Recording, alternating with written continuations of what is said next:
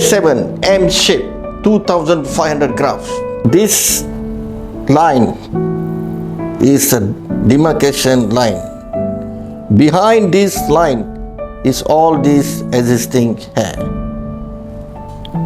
Inside here is the implanted hair. Day 7, microscopes already out, and all the graph, the direction, the angle and density in place according to the international line. This area is the forelong. Here, the dent packing technique.